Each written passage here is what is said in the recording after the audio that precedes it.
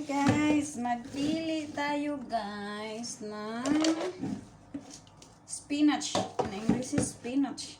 Pero sa Bisaya, alugbati na siya guys. Ito.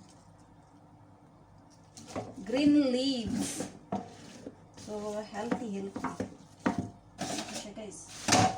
Healthy guys. Masarap to siya guys. Lagay ko lang dyan kasi ano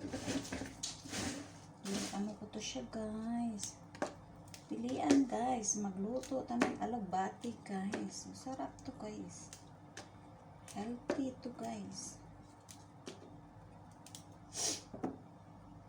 Nakati ilong ko.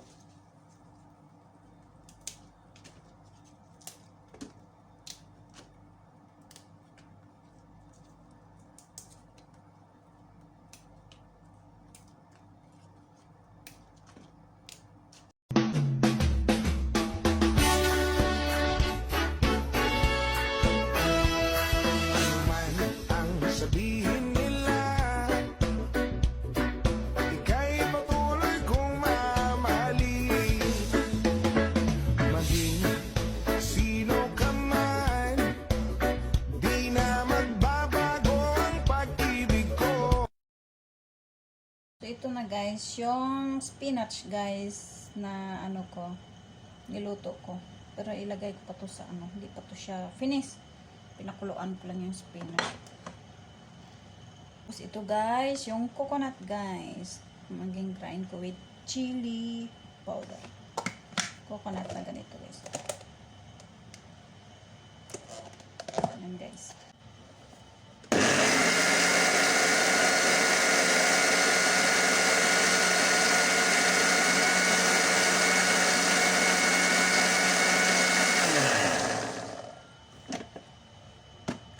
Kailangan kasi guys yung super paste siya. Yung paste siya pag giling, Kasi kailangan kasi yung wala kang na coconut.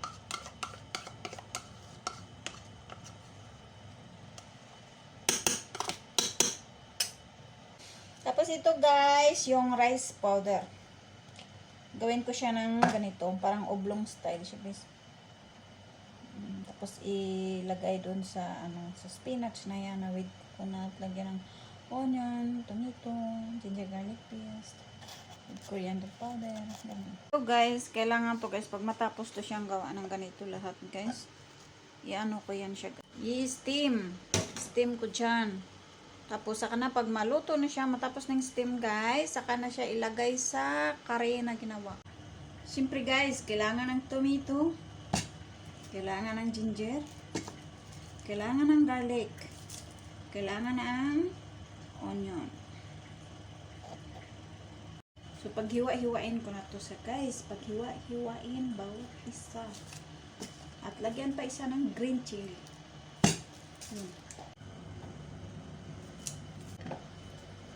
Ganito. Hiwa-hiwa natin itong bombay na to. Onion in English.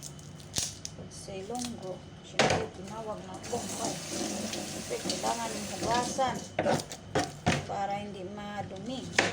Para matanggal yung mga yung katas niya dyan. Sobrang baho ang katas ng onion guys. Ano ba? Ang tapang ng niya.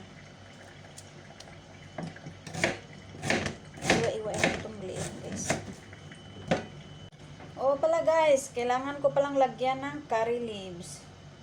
Sa ating mga Pilipino, wala tayo nito, no? Hindi tayo gumagamit ng ganito. Pag sa mga Indian food guys, gumagamit sila ng ganito. Ito ay pampabango sa mga pagkain nila guys. Curry leaves.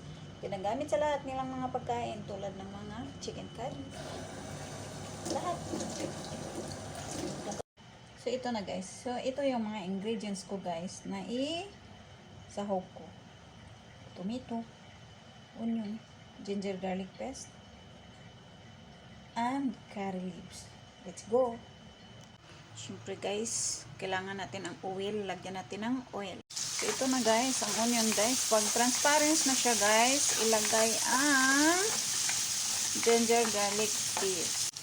Ito na siya guys, nilagay ko na ang ginger garlic paste. Kailangan ma-fry siya ng maayos para maganda yung amoy niya. para masarap. Pag mag-brown na siya guys, mag-brown na ang ginger garlic paste at saka onion, ilagay ang tomato. So ganito na guys no. Na-fry ko na ang onion, naluto ko na tomato, ginger garlic paste. At nilagay ko yung coconut. Yung coconut paste guys, tapos guys ilagay na natin guys ang spinach. Alugbati, luto na yan guys, pero kailangan mo pang iluto dyan sa coconut na yan guys. Ganun. So, hanggang maluto yan. Siyempre guys, lagyan natin yan ng asin. Pero nilagyan ko na yan guys, ng asin guys. Ang spinach habang niluto ko sa pressure cooker. Nilagyan ko na yan. So, mamaya, i-test ko siya kung okay na ba. Ganun. Ganun guys. Ganun magluto niyan guys. Mamaya, masarap na yan guys. Dami pa yan. Dami pang proseso dyan guys. Hindi lang yan. Di pa yan tapos. Dami pa.